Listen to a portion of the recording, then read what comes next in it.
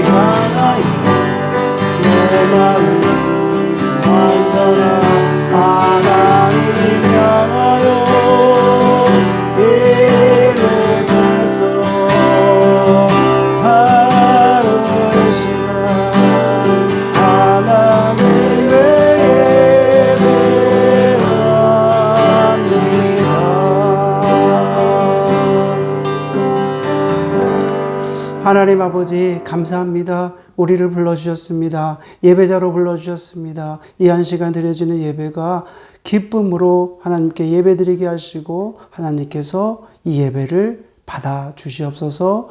예수님의 이름으로 기도드립니다. 아멘. 네, 하나님께 찬양 올려드리겠습니다.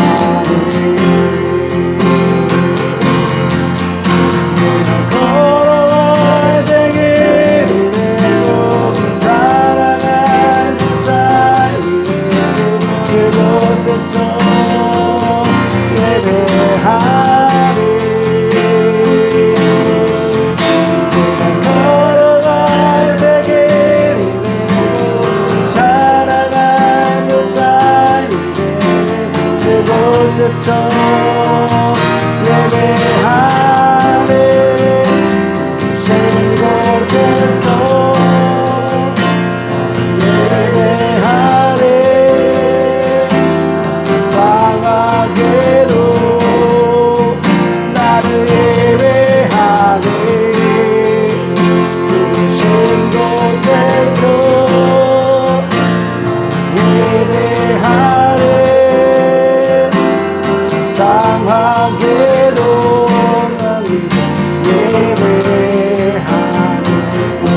부으신 곳에서 부으신 곳에서 나는 예배하네. 어떤 상황에도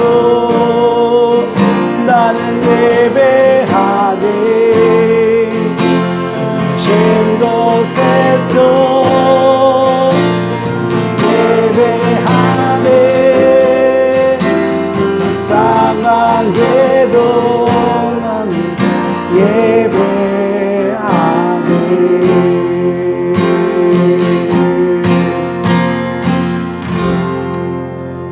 아멘. 네, 다음 찬양은 주 이름 큰 능력이 있도다 찬양하시겠습니다.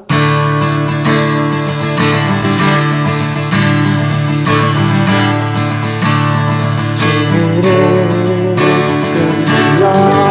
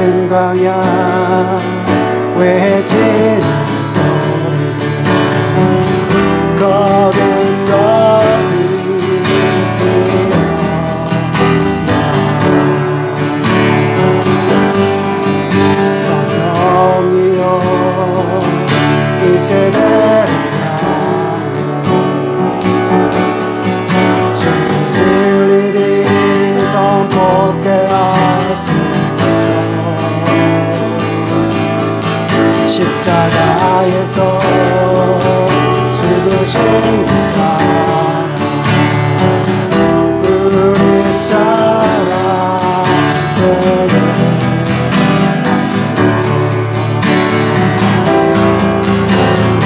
문들아 열릴지어다 세대여 일어나라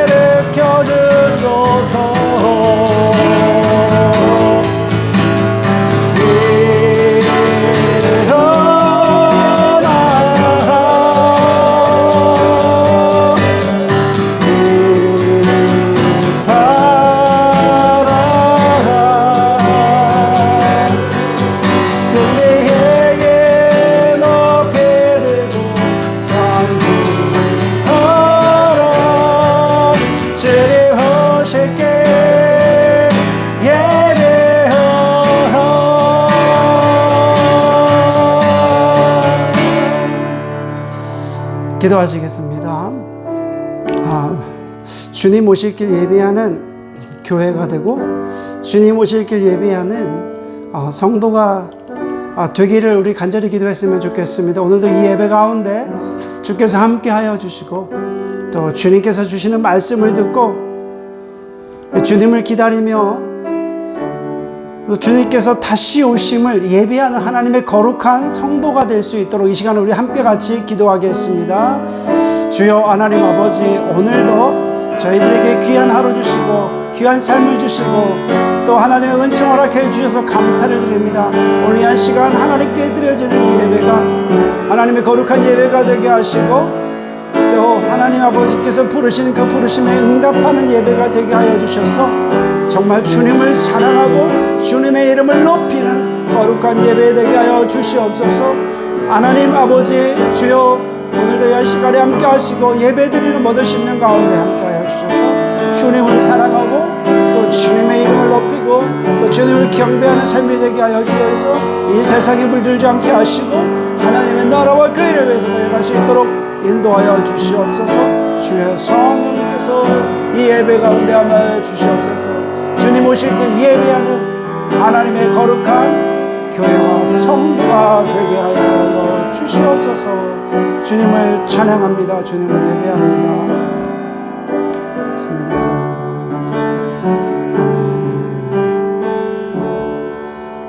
살아계셔서 역사하시는 만군의 여호와 하나님, 주님의 이름을 찬양하고 경배하고 감사드립니다. 오늘 이 한 시간에 하나님께 드려지는 이 예배로 저희들 불러주셔서 참으로 감사를 드립니다. 하나님께서 부르셨기에 주님의 부르심에 응답하고 또 이 한 자리에 또 각자의 처소에서 주님께 예배 드릴 수 있도록 인도하여 주셔서 감사를 드립니다. 하나님의 성령님께서 예배를 드리는 모든 심령 가운데 성도 가운데 주께서 함께하여 주셔서 주님의 교통하심이 교제하심이 임하게 하여 주시고 하나님을 사랑하고 또 그 사랑함을 입은 하나님의 거룩한 성도들이 예배를 드릴 때 아버지께서 예배를 받아 주시옵소서. 하나님, 오늘 이 한 시간에 우리가 정말 주님의 이름으로 모였사오니 하나님, 우리가 살아가는 모든 삶의 자리가 하나님 나라와 그 일을 위해서 살아가게 하시고 또 하나님 나라를 확장하는 데 저희들 쓰임받기를 간절히 원합니다. 우리가 세상에 살고 있지만 세상에 속하지 않게 하시고 하나님 말씀으로 승리하는 삶을 살기를 간절히 원합니다. 주님, 하나님의 음성을 들려주시옵소서. 주님께서 말씀하실 때마다 우리가 그 말씀을 아멘으로 받게 하여 주시고 이 험난한 세상을 살아갈 때 사단의 유혹에 넘어지지 않게 하시고 오직 주의 말씀으로 승리하는 삶을 살 수 있도록 인도하여 주시옵소서. 하나님의 거룩한 성도들을 보호하여 주셔서 외롭지 않게 하시고 늘 성령 충만한 그 삶 가운데 하늘의 문을 열어주셔서 늘 기쁨으로 살아갈 수 있도록 주의 성령님께서 함께하여 주옵소서. 감사드리며 예수님의 이름으로 기도드립니다. 아멘.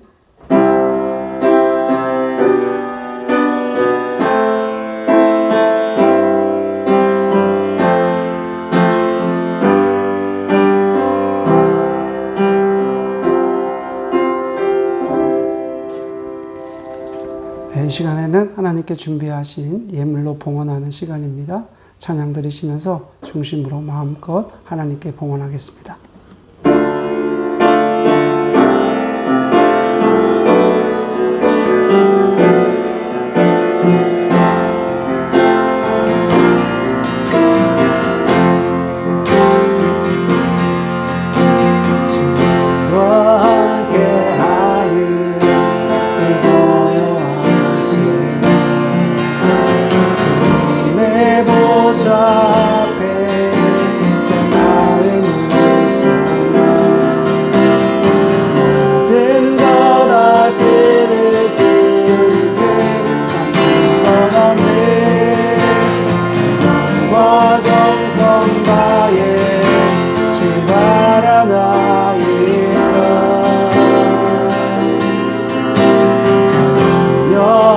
여하잖아도 내 슬퍼라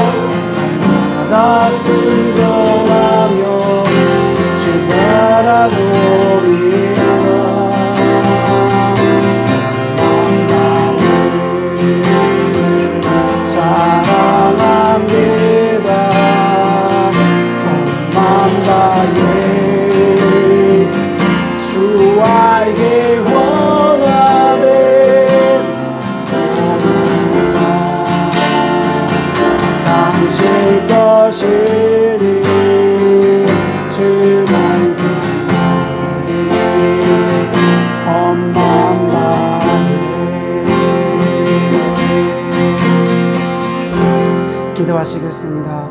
하나님 아버지, 우리가 주님의 이름으로 중심으로 하나님께 예물 드리며 봉헌했습니다. 하나님께서 기뻐 받아주시옵소서. 우리가 살아갈 때 하나님께 감사함으로 또 하나님의 것을 구별해서 11조로 하나님께 온전히 올려드렸습니다. 주님께서 받아주시고 하나님께서 우리의 삶의 자리를 축복하여 주셔서 우리가 살아가는 모든 일들이 하나님의 영광을 위해서 살아가게 하여 주시고 또 어려움 당하지 않도록 하나님께서 막아주시옵소서. 아버지, 우리가 밟는 모든 땅, 들어가고 나가는 모든 그 부분이 주님께서 주시는 복으로 가득 찰 수 있도록 인도하여 주옵소서. 모든 영광 주 앞에 올려드리며 예수 그리스도의 이름으로 기도드립니다. 아멘. 하나님 말씀 보겠습니다. 하나님 말씀은 에베소서 6장 10절에서 20절 말씀까지입니다. 에베소서 6장 10절 말씀부터 20절 말씀을 봉독하겠습니다. 그대로 너희가 주 안에서와 그 힘의 능력으로 강건하여지고 마귀의 관계를 능히 대적하기 위하여 하나님의 전신갑주를 입으라. 우리의 씨름은 혈과 육을 상대하는 것이 아니요 통치자들과 권세들과 이 어둠의 세상 주관자들과 하늘에 있는 악의 영들을 상대함이라. 그러므로 하나님의 전신갑주를 취하라. 이는 악한 날에 너희가 능히 대적하고 모든 일을 행한 후에 서기 위함이라. 그런즉 서서 진리로 너희 허리띠를 띠고 의의 호심경을 붙이고 평안히 복음이 준비한 것으로 신을 신고 모든 것 위에 믿음의 방패를 가지고 이로써 능히 악한 자의 모든 불화살을 소멸하고 구원의 투구와 성령의 검 곧 하나님의 말씀을 가지라. 모든 기도와 간구를 하되 항상 성령 안에서 기도하고 이를 위하여 깨어 구하기를 항상 힘쓰며 여러 성도를 위하여 구하라. 또 나를 위하여 구할 것은 내게 말씀을 주사 나로 입을 열어 복음의 비밀을 담대히 알리게 하옵소서 할 것이니 이 일을 위하여 내가 쇠사슬의 메인 사신이 된 것은 나로 이 일에 당연히 할 말을 담대히 하게 하려 하심이라. 아멘. 지난 몇 주 동안 에베소서 말씀을 통해서 성도와 교회의 그 신앙생활에 대해서 성도의 바른 모습에 대해서 바울 사도가 옥중에서 무릎을 꿇고 하나님께 기도하며 또 그 과정에서 서신서를 쓴 에베소 교회의 성도들에게 쓴 그 서신서에 대해서 말씀을 나눴습니다. 오늘은 에베소서 6장 말씀이 결론과도 같은 말씀입니다. 종결입니다. 하나님께서 우리를 이 땅에 보내주시고 하나님의 성도가 이 세상에 살면서 성도의 어떤 영적 전쟁에 대해서 지금 에베소서 6장은 기록되어져 있습니다. 자, 10절부터 13절까지 보니까요. 성도의 영적 전쟁의 성격, 그리고 왜 무장이 필요한가를 설명하고요. 그리고 14절부터 17절까지는 성도의 무장인 하나님의 전신 갑주에 대해서 설명합니다. 여기서 언급된 그 무장은 고대 로마 병사들이 무장한 군인들이 입는 그 옷을 통해서 설명하고요. 즉 진리의 허리띠, 의의 흉배, 평안의 복음의 신, 믿음의 방패, 구원의 투구, 그리고 성령의 검인 하나님의 말씀입니다. 18절부터 20절 말씀까지는 성도가 영적 전쟁을 수행할 때의 자세에 대해서 설명합니다. 자, 그래서 크게 세 가지로 보고요. 이제 한 가지씩 한번 살펴보도록 합니다. 첫째로 성도의 영적 전쟁의 성격, 즉 영적 전쟁이 필요한 이유가 무엇인가요? 왜 영적 전쟁이 필요한가? 자, 11절 말씀 보겠습니다. 마귀의 관계를 능히 대적하기 위하여 하나님의 전신갑주를 입으라. 마귀의 관계를 대적하기 위해서 하나님의 전신갑주를 입어야 된다는 거예요. 그러니까 교회와 성도는 마귀를 상대할 의무가 있고 당위성이 있다는 것입니다. 성도들 가운데 몇몇 사람들은 이렇게 생각해요. 아니, 마귀를 대적하는 것은 목회자, 선교사, 또 소수의 어떤 영적 은사 있는 사람만 마귀를 대적하는 거지, 우리는 마귀를 대적하는 게 아니고 그냥 주일 예배만 참석하면 되는 게 아니겠습니까? 이렇게 이야기하는 사람도 있습니다. 그러나 11절 말씀을 읽어보면 결코 목회자나 소수의 은사자들만 마귀를 대적하는 것이 아니라 우리 모두에게 주시는 말씀입니다. 모두에게 주시는 말씀이야. 그러면 왜 우리가 마귀를 대적해야 됩니까? 우리 모두가 왜 마귀를 대적해야 되느냐? 그 이유는 마귀의 간계를 대적하기 위해서입니다. 여기서 마귀의 간계라는 것은 어떻게 보면 마귀의 꾀, 속임수, 그 정도가 아니라요. 술수, 그 정도가 아니라 아주 더 강한 표현입니다. 마귀는 모든 사람들을, 하나님의 사람들을 지옥으로 끌고 가기를 원해요. 사람의 능력을 훨씬 뛰어넘습니다. 욥기서를 보니까 마귀는요, 사람의 몸에서 악창이 나기도 하고 사람의 몸에서 질병을 메어둘 수도 있고 때로는 생명을 거두어 가기도 할 수 있는 능력이 마귀에게도 있어요. 마귀는 거짓을 진실로 보이게 하는 능력이 있고요. 마귀는 성경을 왜곡해서 이용하는 능력이 있어요. 마귀는 광명의 천사로 위장하는 능력이 있고요. 마귀는 하나님의 능력을 모방하는 능력이 있다는 거예요. 영적 지각이 없으면 마귀의 관계에 빠지게 되는 거예요. 마귀의 주 종목이라고 하는 것은 우리가 눈에 보이는 그런 어떤 현상보다는 단지 어떻게 보면 속이는 게 잘해요. 마귀는 속이는 자예요. 그러니까 속이는 자, 거짓말하는 자, 세상 속이는데 아주 1등입니다. 그래서 마귀는 이 세상을 살아가고 있는 사람들에게 아니 하나님이 어디 있느냐라고 속입니다. 세상 사람들은 마귀의 존재를 인정하지 않고 몰라요. 또 마귀가 공중 권세를 잡았다고 하면 웃습니다. 아니 우리가 어떻게 마귀의 지배를 받아요? 나는 내 생각대로 내 감정대로 행동할 뿐이라고 그렇게 이야기합니다. 과학이 발달이 되고 학문이 발달이 되고 또 문화가 발달이 돼도 사람들은 인정하지 않아요. 창조주이신 하나님을 인정하지 않아요. 그만큼 여러분 잘 보세요. 마귀가 그 실체를 어떻게 감추고 있으면서 사람들의 눈을 가리운 것입니다. 그렇다면 마귀는 세상만 속이는 것이 아니라 성도들도 속입니다. 성경에 보면 아담과 하와를 속여서 선악과를 따먹게 만들죠. 또 하나님과 마음이 합한 그 다윗을 속여서 말년에는 어떻게 범죄하게 죄를 짓게 만들죠. 또 예수 그리스도의 수제자였던 베드로를 어떻게 속여서 예수님을 3번 부인하게 만들게 됩니다. 어떤 성도들은 마귀 이야기하는 걸 좋아하지 않아요. 예수 믿고 이미 구원받았기 때문에 우리 안에 평안이 있고 행복이 있으면 되지 않느냐? 왜 자꾸 마귀 얘기해서 우리를 불안하게 만드냐? 이렇게 이야기하는 분들도 있습니다. 그러나 사단은 광명의 천사로 위장하기 잘해요. 평안한 것처럼 행복한 것처럼 위장을 잘합니다. 거기에 우리가 속을 수 있어요. 성도가 마귀의 존재를 인정하지 않고 마귀를 예수 그리스도의 이름으로 대적하지 않으면 마귀에게 내 삶을 송두리째 뺏길 수밖에 없다는 것입니다. 우리가 영적인 싸움에 눈을 떠야 돼요.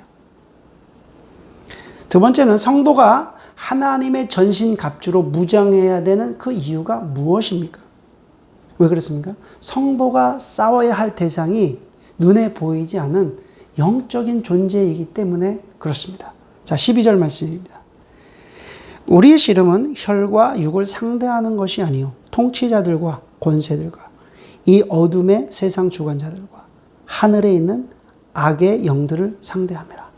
여러분, 우리가 아주 이 말씀을 통해서 가장 먼저 영적 전쟁에서 가장 먼저 우리가 생각해야 될 것은 우리가 싸워야 할 대상은 혈과 육을 상대하는 것이 아니라는 거예요. 이 세상의 악의 영들과 마귀와의 영적 전쟁을 하는 거지 세상이 어떻게 혈과 육을 상대하는 것이 아니다라는 것을 우리가 먼저 알아야 됩니다. 이 세상은 인간은 완벽한 인간이 없어요. 날마다 어떻게 해요? 인간은 죄를 짓고 또 흠이 있어요. 또 완벽해질 수 없어요. 실수할 수 있고 잘못해질 수 있고 또 실패할 수도 있고. 우리가 이게 문제의 원인을 찾으면 잘못을 찾으면 우리가 완벽해질 수 있을까요? 그렇지 않습니다. 사회가 발달이 되고 문화가 발달이 되고 경제가 발달이 되고 잘 살게 된다 할지라도 문제는 여전히 존재하게 됩니다. 우리가 완벽한 사회, 완벽한 문화, 완벽해질 수는 없어요. 왜 그럴까요? 12절 말씀해 보니까 이 어둠의 주관자들이 있기 때문에 그렇습니다. 이 어둠의 주관자들이 속이는 거예요. 어둠의 주관자들이라는 것은 인간을 자꾸 속여요. 인간을 속여서 범죄하게 만들어요. 인간을 속여서 서로 어떻게 싸우게 만들어요. 그래서 인간을 속여서 적응하지 못하는 그렇게 만든다는 거예요. 마귀는 속이는 자예요.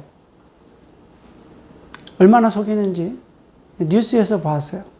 한강 다리에서 빠져 죽으려고 그랬다가 간신히 살아난 사람.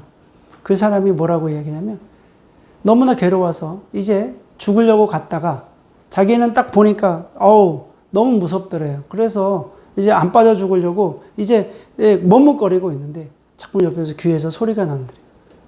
빠져라. 죽어라 하는 거예요. 빠지면 끝난다. 뛰어내려라. 그냥 막 소리가 나더래요. 아무도 없는데. 성도 여러분, 우리는 마귀에게 속지 말아야 돼요. 만약 여러분들이 신앙생활하다가 실수했어요. 실수할 수 있죠. 그게 우리 잘못이잖아요. 그죠? 실수할 수 있잖아요. 그러나 여러분 그 실수할 때마다 그 문제가 나의 문제이기도 하지만 동시에 그것은 마귀의 문제라는 거예요. 상대방이 또 나를 어떻게 보면은 타인에게 우리가 타인으로부터 상처를 받았다면 그 문제는 타인의 문제이기도 하지만 동시에 마귀의 문제이기도 하다는 거예요. 성도가 마귀의 존재를 인식하지 못한다면 우리는 마귀에게 속고 있는 거예요. 사람을 미워하고 대립하고 사람에게 더 서로 복수하고 싶어하고 그런 마음을 품고 있다면 역시 우리가 마귀에게 속고 있는 것입니다. 사람을 우리가 미워할 때마다 마귀는 그리스도의 사랑을 빼앗아가는 거예요. 여러분, 사람과 우리가 싸울 때마다 마귀는 나의 평안을 빼앗아가는 거예요. 얼마나 괴롭습니까? 또 우리가 복수심에 불탈 때마다 마귀는 하나님의 용서를 빼앗아 가는 것입니다. 마귀에게 속고 있는 거예요. 여러분, 서로 미워하는 사람들이 있습니까? 관계에서 미워하는 사람들이 있습니까? 주님의 이름으로 사랑하세요.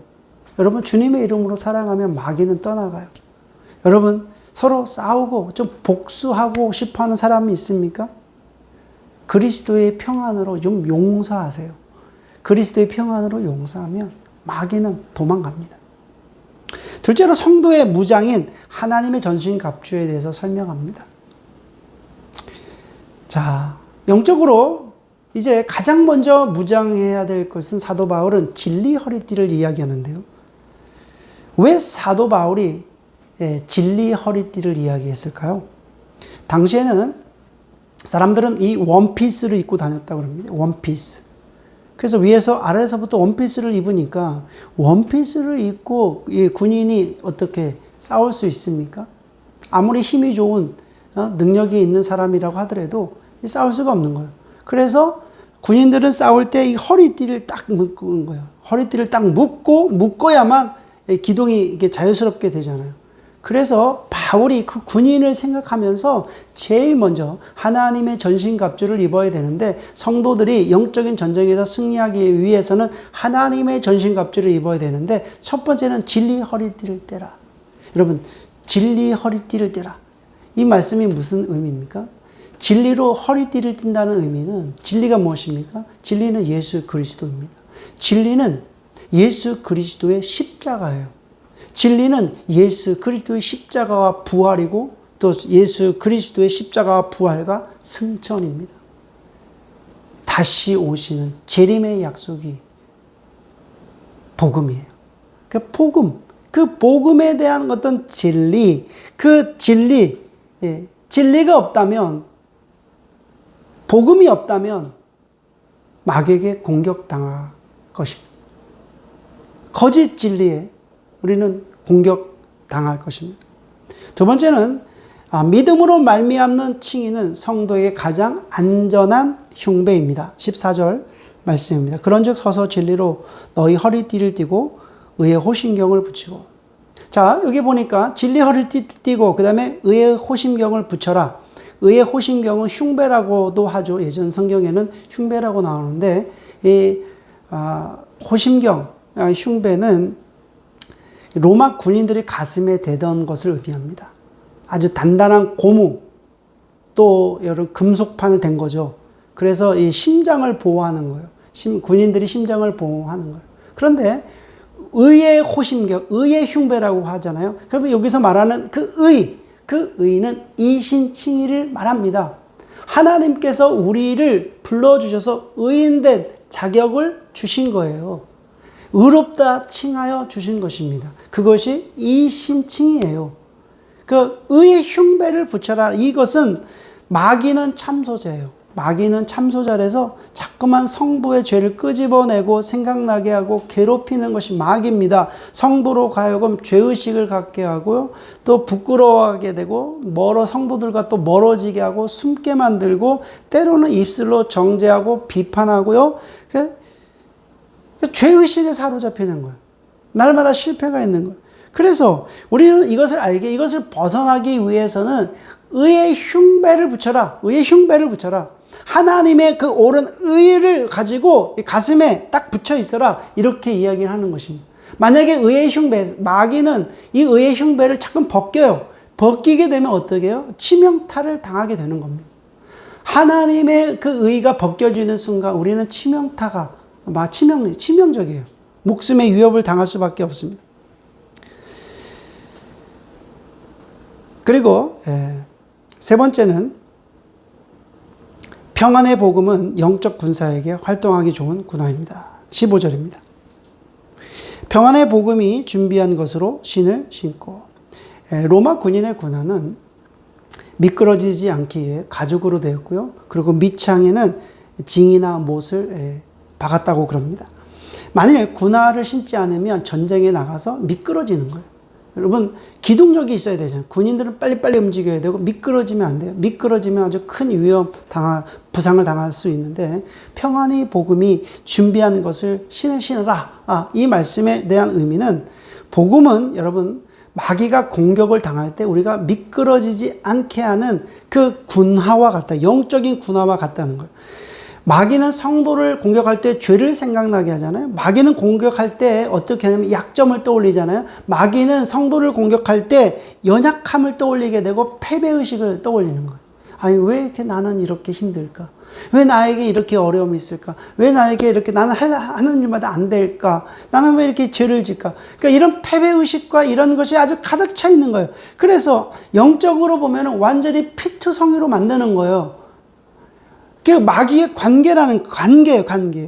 그러면 우리가 서로 어떻게 됩니까? 마귀의 어떤 그런 관계를 통해서 상처를 끌어안고 상처를 받다 보면 결국 괴로워하다 보면 결국에는 그 마음에 평안이 떠나가는 거예요. 평안이 떠나가니까 오늘 사도 바울이 세 번째 이 영적인 군화를 신어야 되는데 평안의 복음의 신을 신어라. 평안의 복음의 그 신을 신으면 미끄러지지 않는다는 거예요. 사단이 공격할 때 미끄러지지 않는다는 거예요. 성도가 복음으로 무장하지 않으면 언제든지 미끄러질 수 있다는 것입니다. 여러분, 복음이라는 무엇입니까? 예수 그리스도께서 나를 위해서, 나의 죄를 위해서 십자가에 죽으셨다. 3일 만에 부활하셨고, 그분은 40일 만에 승천하셨고, 이제 승천하신 이후에 하나님 보좌 우편에 앉아 계시다가 심판의 주로 다시 오실 것이라고 하는 그 복음, 복음의 신을 신고 있으면 미끄러지지 않는다는 것. 성도는 평안의 복음이 영적인 군화를 신어야 될 줄 믿습니다. 네 번째는 불시험의 유일한 방패는 믿음입니다. 16절입니다. 모든 것 위에 믿음의 방패를 가지고 이로써 능히 악한 자의 모든 불화살을 소멸하고. 여러분, 마귀의 공격 전술은 다양합니다. 오늘 16절에 보니까 마귀의 공격은 불화살, 화전이에요. 여러분 영화에서 보셨지 않습니까? 이 불화살이 날라오면 어떻게 합니까? 그것을 막을 수 있는 것은 방패밖에 없어요. 그 방패를 막는데 로마 군인의 방패는 아주 크다고 합니다. 길이는 이게 길이가 120cm, 이 폭은 75cm라고 그래요. 거기 안에 120과 75cm 안에 있는 방패, 그리고 이 방패의 겉에는 금속판으로 되어 있어서 불이 아무리 날라와도 불이 붙지를 않는 거예요.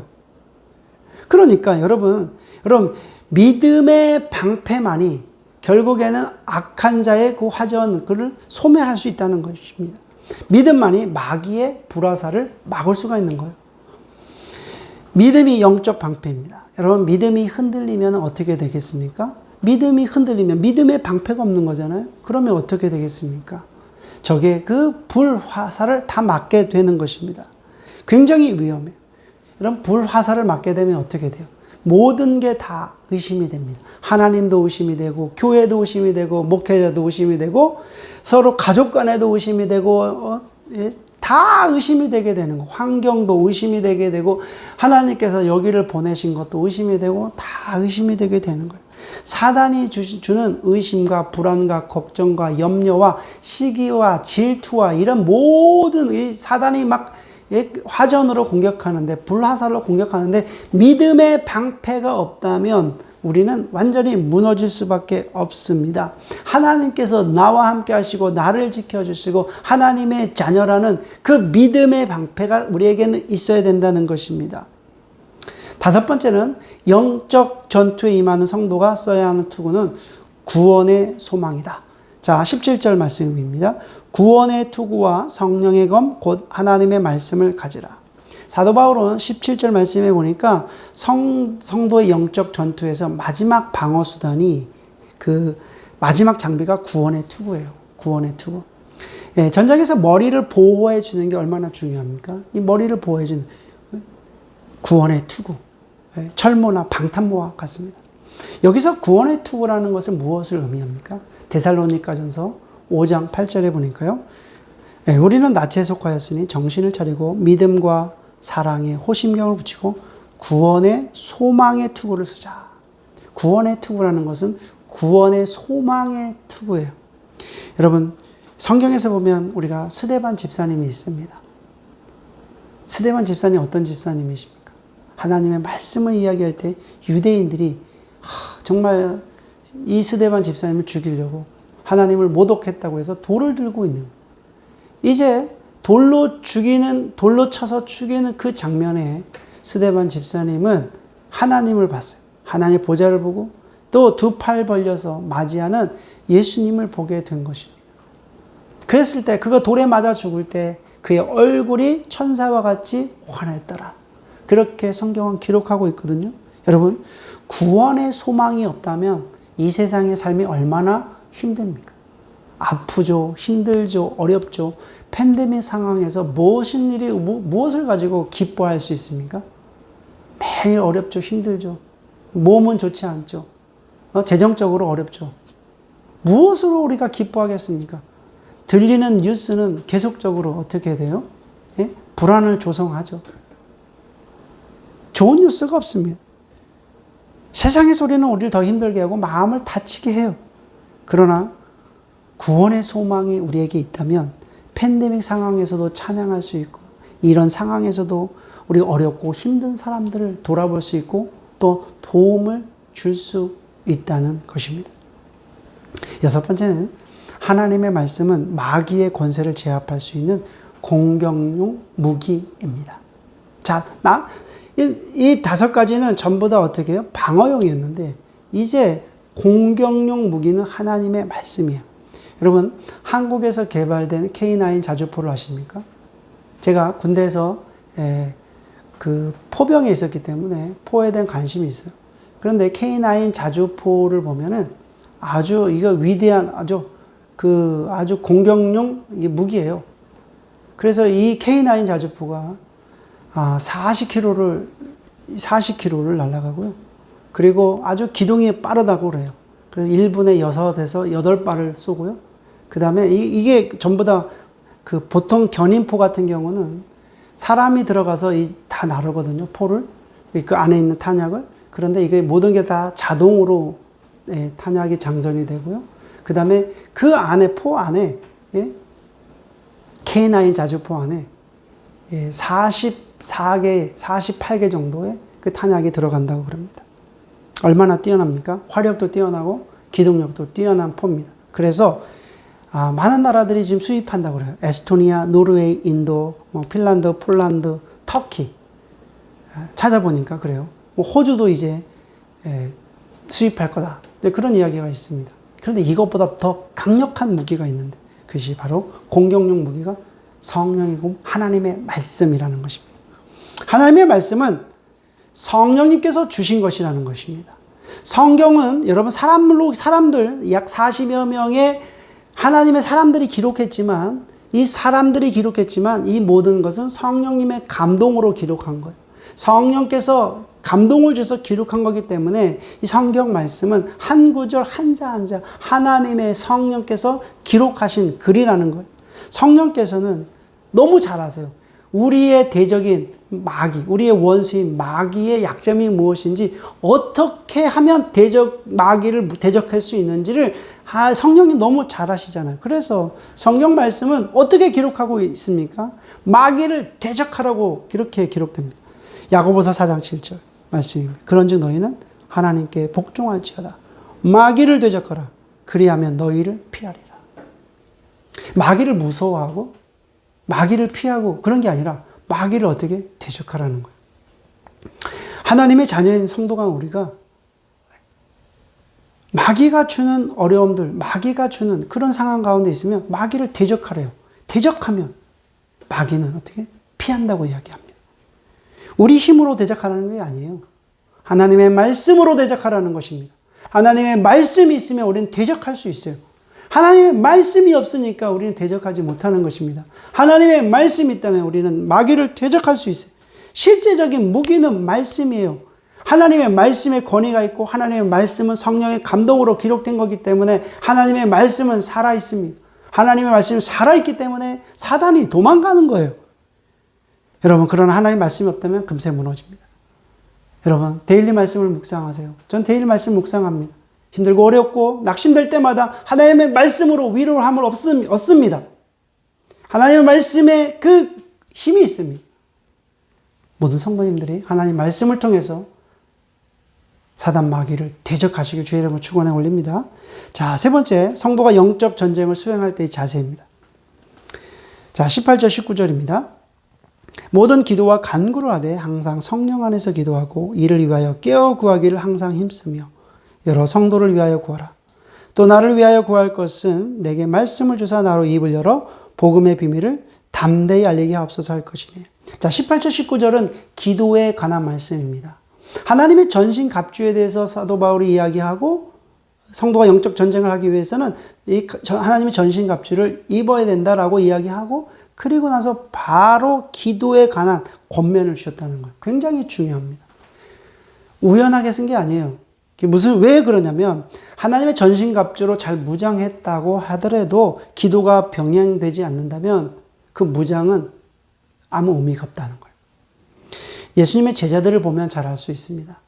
예수님께서 그 변화산 사건에 그 아주 유명한 사건인데요. 예수님의 제자 3명과 함께 변화산에 올라갔는데 나머지 제자들이 귀신 들린 그 어린아이를 참 데리고 왔을 때 그 어린아이에 대해서 해보지만 아무런 능력이 나타나지 않아요. 궁금했겠죠. 예수님과 그렇게 3년 동안 따라다녀도 안 되는 거예요. 봐도 안 되는 거예요. 예수님께서 하신 일 따라해도 안 되는 거예요.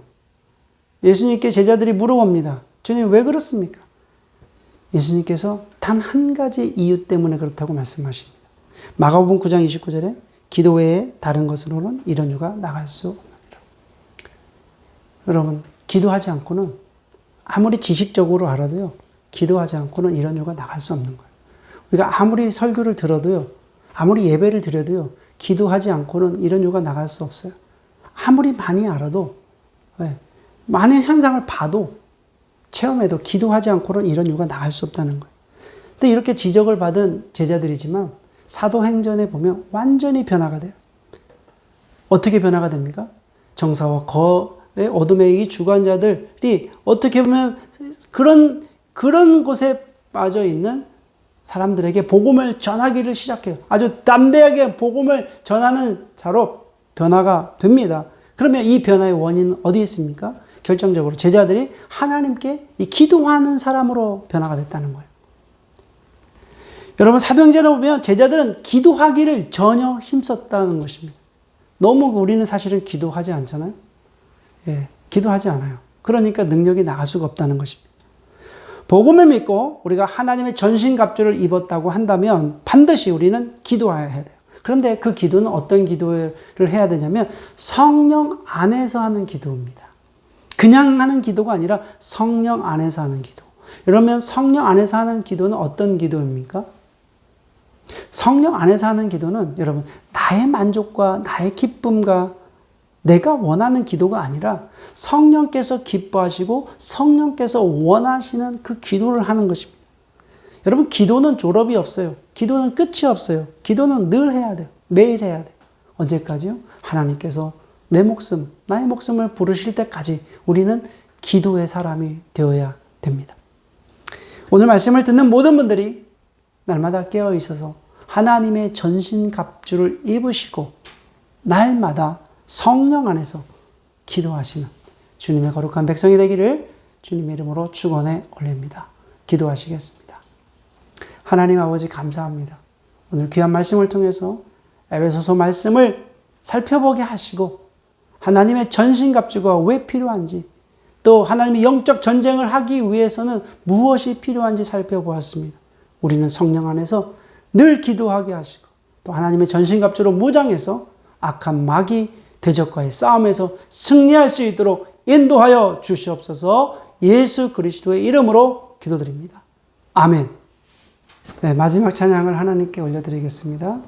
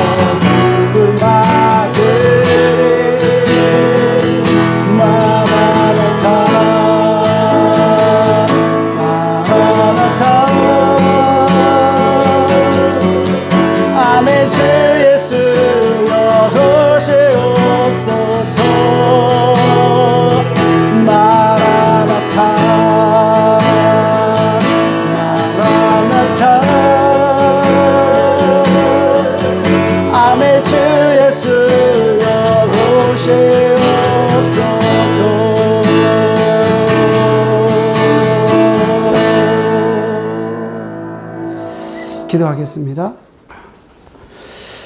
지금은 우리 주 예수 그리스도의 은혜와 우리 아버지 하나님의 그 크신 사랑과 성령 하나님의 감동 감화 교제 교통하심이 오늘 이 한 시간 예배를 참석하고 또 예배를 드리는 모든 성도님들 머리 위에 삶 속에 지금부터 영원히 거하시기를 주 예수 그리스도의 이름으로 축원하옵나이다. 아멘.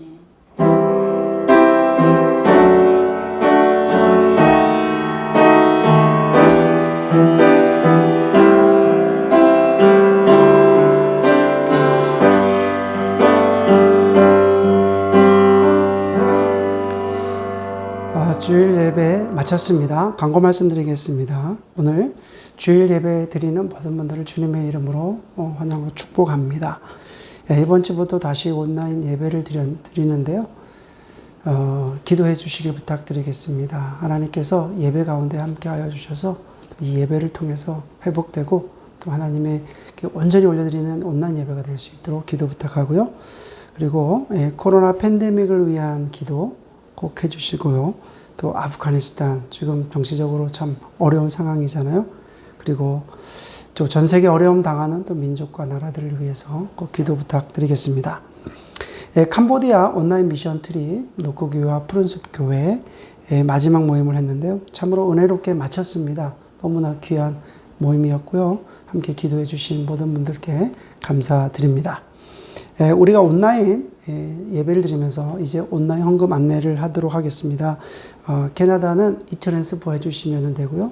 그리고 또 한국 계좌가 있습니다. 꼭 여러분들이 하나님께 예물 드리고 또 그 예물이 또 우리가 잘 쓰여질 수 있도록 또 함께 격려해 주시고 기도해 주셨으면 좋겠습니다. 또 협력 선교사님들을 위해 기도 부탁합니다. 케냐 윤수환 선교사님 꼭 기도해 주시고요. 베트남 사역의 이은호 선교사님, 그리고 캄보디아의 김성태 선교사님, 그리고 굿미션 밴쿠버 일본인 선교를 위해서 기도 부탁드리겠습니다. 이것으로 모든 예배를 마치고요. 한 주간도 주님과 동행하시고 우리 다음 주에 만나겠습니다.